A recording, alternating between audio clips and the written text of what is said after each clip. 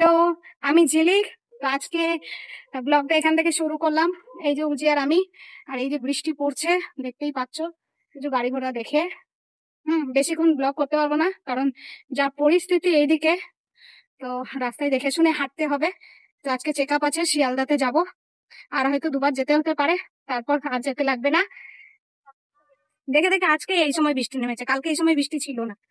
তো যাই হোক, দেখো, দেখতে থাকো। বৃষ্টির মধ্যে শিয়ালদাই তো দেখার মতন অবস্থা, তোমাদেরকেও দেখাবো। এখানে জল, উজু সাইড দাও। চলো, হাঁটতে হাঁটতে কথা বলতে পারছি না, কষ্ট হয়ে যাচ্ছে। আর তার থেকে বড় কথা, বৃষ্টি হচ্ছে, পরে কথা বলছি। এই যে উজিকে দেখে নাও, ওর জন্য আমি খাবার নিয়েছি, ও নাকি রাস্তা থেকে কচুরি খেয়ে এসছে। মানা যায়? ট্রেনে উঠে পড়েছি, উঠে দেখি বসার জায়গা নেই, তো অন্য কাউকে উঠিয়ে আমি বসবো, তো সে সামনের মানুষটা বিরক্তি ফিল করবে। তো আমিও চাইলাম না যে থাক, সবাই বসে থাক, সমস্যা কি, আমি পারবো দাঁড়িয়ে যেতে, তো তাই আমি দাঁড়িয়েই চলে যাচ্ছিলাম। এই এখন শিয়ালদা এসে পৌঁছালাম, মানে কয়টা বাজে, 9:10 হবে। সকালের পরিস্থিতি দেখো, সকালবেলায় পরিস্থিতি আর নিচে অবস্থা দেখো। আমাদের সব পাগুলো এতটা করে গোটানো, যাতে বৃষ্টিতে ভিজে না যায়। দেখো বৃষ্টিতে কি অবস্থা, আর আমাদের অবস্থা দেখেছো, আসছে। দেখো, এই দেখো, দেখছো সব ছাতা মাথা, আর নিচে তো নোংরা। নোংরা কারে বলে, বেশি করা যাবে না, কারণ সবজির খোসা পড়লা তো স্লিপ কাটে এখানে। এই প্রচুর জল জমে সব নোংরা এক জায়গায় হয়ে যায়। চলে এসছি এই যে আমাদের নীলরতন হসপিটালে।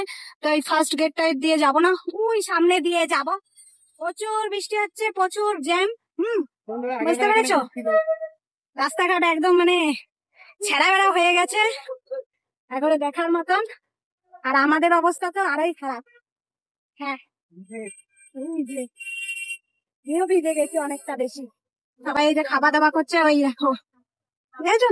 এর মধ্যে আজকে আমাদের চেক আপ রয়েছে। নোংরা দেখো, সব এক জায়গায় হয়ে গেছে, সব নোংরা মোংরা। চলো দেখতে থাকো। ভেতরে তো ক্যামেরা এলাও নেই, আর উজ্জ্বলকে ভেতরে ঢুকতে দেবে না। আমি একাই যাব। তো যদি ক্যামেরা আমি আমার নিজের করতে পারি তো ভিডিও দেখতে পাবে, আর নয়তো আবার বেরিয়ে পরে কথা হচ্ছে। যাই হোক, কারণ এই গেটটা থেকে ঢুকবো। ওকে, সবাই দৌড়চ্ছে আগে আগে লাইন দেওয়ার জন্য। এই যে সবাই ছাতা নিয়ে লাইন দিয়ে রয়েছে, এখানে আমাকেও লাইন দিতে হবে। দেখ, এই বৃষ্টির মধ্যে এখন এখানে লাইন দিয়ে দাঁড়াতে হবে, যতক্ষণ না ওই যে গাইনোকোলজি লেখা রয়েছে ওখানে অব্দি পৌঁছাই, ততক্ষণ এইখানে লাইন দিয়ে থাকতে হবে। তো চলো লাইন দিই এখন। দেখো, এটাই লাস্ট, এটাই লাস্ট।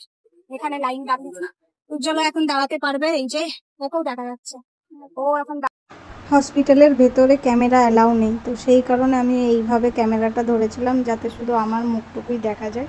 তো আমার ডাক্তার দেখানো কমপ্লিট হয়ে গেছে, তো আমি বাইরে বেরিয়ে আসছিলাম। তো যাই হোক, এই যে এখন ফিরছি আমরা শিয়ালদা থেকে। দেখে নাও, এই সামনে শিয়ালদা স্টেশন।